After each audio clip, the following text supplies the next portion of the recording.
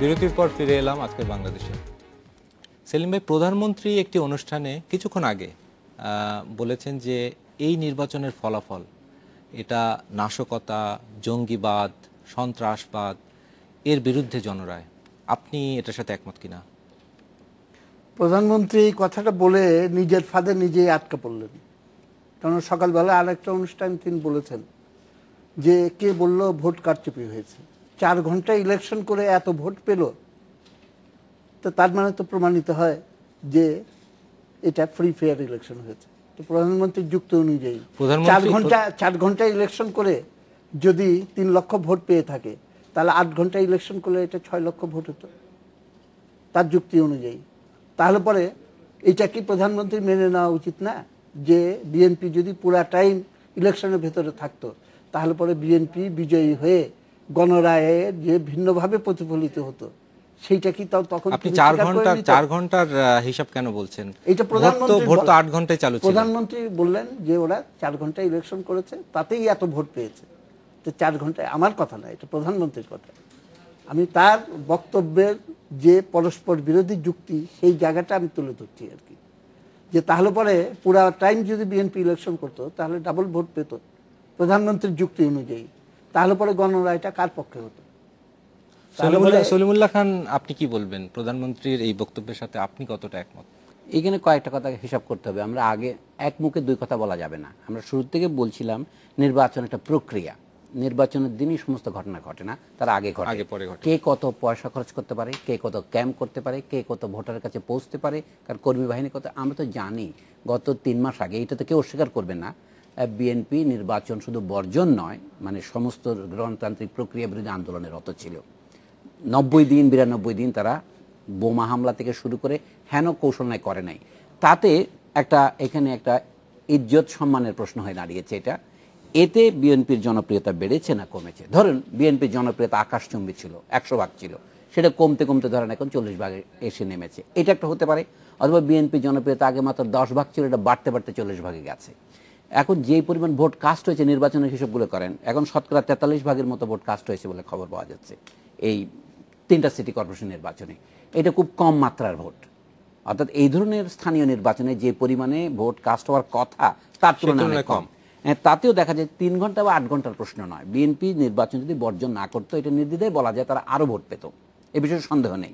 আমি মনে করি বিএনপির দিক থেকে ভবিষ্যতে তারাই এটা আলোচনা করবে।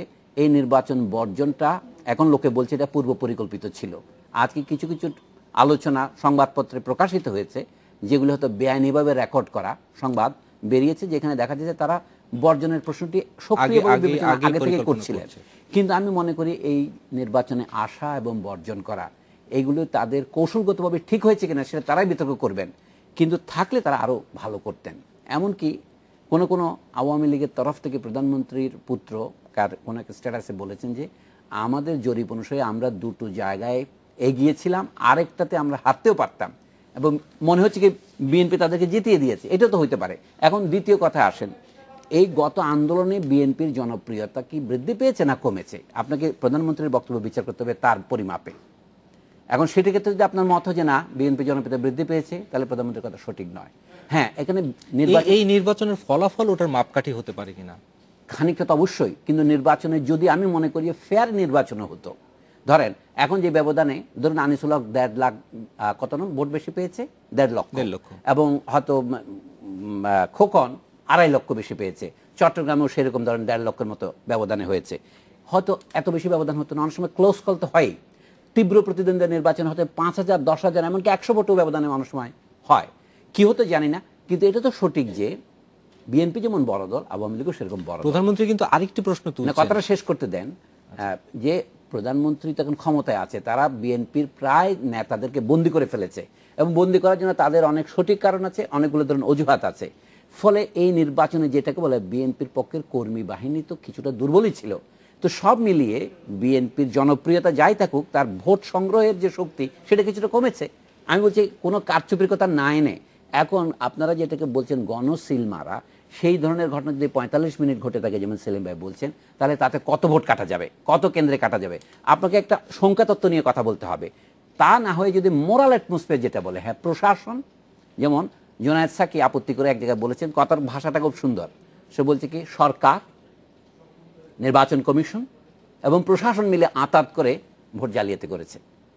আমি বলছি তাহলে আঁতাতের মধ্যে আর পক্ষ বাকি থাকে কোনটা? জনগণ। যদি এমন হতো কি সরকার, নির্বাচন কমিশন, প্রশাসন এবং জনগণ মিলে আঁতাত করেছে, তখন জুনায়েদ সাকিকে তো বঙ্গোপসাগরে ছুরি মারত।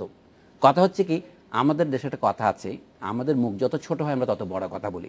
নির্বাচনে কারচুপি হয়েছে, তাদের নির্বাচনের ফলাফল কতটুকু ব্যতিক্রম হতো যদি কারচুপি না হতো, তার সাথে তুলনা করে বলতে হবে কারচুপি হয়েছে। কিন্তু একজন লোক যদি তার ভোট দিতে না পারে, একটি ভোটে যদি কারচুপি হয়, সেটা একটি আইনগত অপরাধ। সেটার বিচার এবং সেটার প্রক্রিয়া, অনুসন্ধান, তদন্ত হতে হবে। শুধু অভিযোগের ভিত্তিতেই আমরা বলি না, অভিযুক্ত মাত্রেই তাকে অপরাধী গণ্য করা আমাদের আইনের নিয়ম নয়। অভিযোগ এসছে, এখন সরকার যদি অভিযোগকে আমলে না নেয়, প্রধানমন্ত্রী দুটো বক্তব্য দেন, একটা বক্তব্য দেন তার জোটের প্রধান হিসেবে, আর একটা বক্তব্য দেন সরকার প্রধান হিসেবে। আমি চাই সরকার প্রধান হিসেবে তার আমল করা উচিত, যত অভিযোগ আসে তা তদন্ত হতে হবে।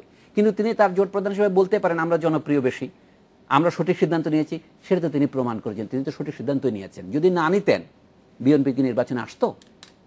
আমি একটু সেলিম ভাইয়ের কাছে যাই। সেলিম ভাই, আমি একটু বড় দুই দলের দৃষ্টিকোণ থেকে ব্যাপারটা দেখতে চাই।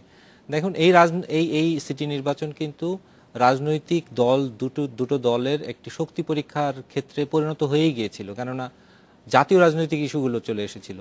এখন নির্বাচনের পরে আপনি আপনার দৃষ্টিতে কি বলবেন যে কে এই নির্বাচন থেকে রাজনৈতিক ফায়দা বেশি অর্জন করতে পারলো? দেখুন, এই দুইটা দল সম্পর্কে প্রথমে এটা বুঝতে হবে যে তারা বিরাজ করে কিন্তু ভিন্ন একটা কাঠামোর ভেতরে।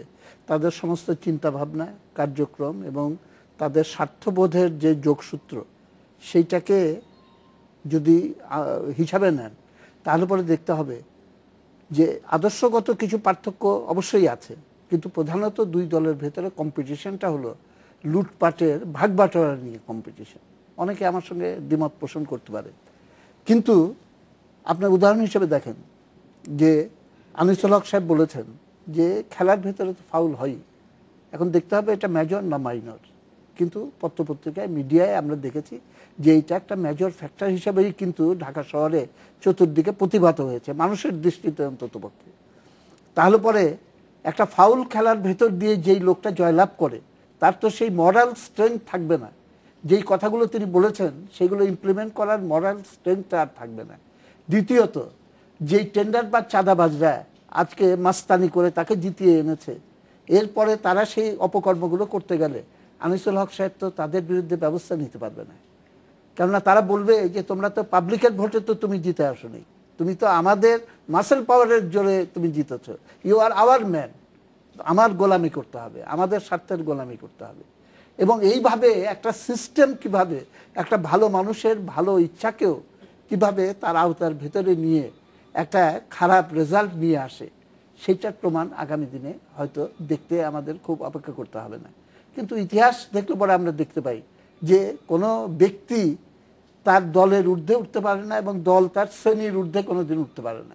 আমার সবচেয়ে দুঃখটা হলো যে আমরা অ্যাডাল্ট ফ্র্যাঞ্চাইজের জন্য আইয়ুব আমল থেকে লড়াই করছি এবং সেই নির্বাচনটা আমরা একবারও পাইনি। এবং অবাধ নিরপেক্ষ নির্বাচন এবং প্রাপ্তবয়স্কদের পরিপূর্ণ ভোটাধিকার, সেইটা 56 সালের কনস্টিটিউশনে প্রথমে দেওয়া হয়েছিল, কিন্তু সেই ইলেকশন হতে দেওয়া হয়নি। তারপরে বিডি সিস্টেম করা হলো। 69-এর গণ অভ্যুত্থানের পরে 70-এর ইলেকশনে আমরা সেটা পেয়েছিলাম। এবং তারপরে দেখেন 73-এর ইলেকশনে অনেকগুলো অনিয়ম করা হয়েছে। মুশতাক সাহেব হেরে গিয়েছিলেন, দাউদকান্দি থেকে তার বাক্স নিয়ে এসে তাকে জিতিয়ে দেওয়া হলো। মনে রাখতে হবে, এটা আমি মাঝে মাঝেই বলি, সব বিজয় বিজয় নয়। মুশতাকের বিজয় আওয়ামী লীগের এবং দেশের বিজয় ছিল না। এবং এইভাবে বিজয়ী হলে তার পরিণতি ভোগ করতে হয়। এবং তারপরে জিয়াউর রহমানের আমলে, এরশাদের আমলে নির্বাচনকে একটা প্রহসনে পরিণত করা হয়েছিল। তার বিরুদ্ধে রক্ত দিয়ে সংগ্রাম করলাম এবং এরশাদ উৎখাত হয়ে গেল। আমরা ভেবেছিলাম যে অবাধ সুষ্ঠু নির্বাচনের ধারায় দেশ অগ্রসর হবে। দুর্ভাগ্য, আবার জিয়াউর রহমানের কায়দায়, এরশাদের কায়দায় আবার নির্বাচনের নামে একটা প্রহসন এখানে জন্ম দেওয়া হলো। এবং আমার নিজের অ্যাসেসমেন্ট হলো যে প্রি ডিসাইডেড রেজাল্ট, পূর্ব নির্ধারিত একটা নির্বাচনী ফলাফলকে একটা বাহ্যিকভাবে একটা কাঠামো দেওয়ার জন্য নির্বাচনের নামে একটা তামাশা সংগঠিত করে। এই সিটি নির্বাচন সম্পর্কে বলছি। এই সিটি নির্বাচন এবং সেটা খুব ওয়ান্ডারফুলি করেছে। এইটুকু কৃতিত্ব আমি আওয়ামী লীগকে দিতে চাই, যে একেবারে বাইরে থেকে সবটা ধরা পড়বে না এবং নিখুঁত পর্যবেক্ষণ ছাড়া আপনি এটা বুঝতে পারবেন না।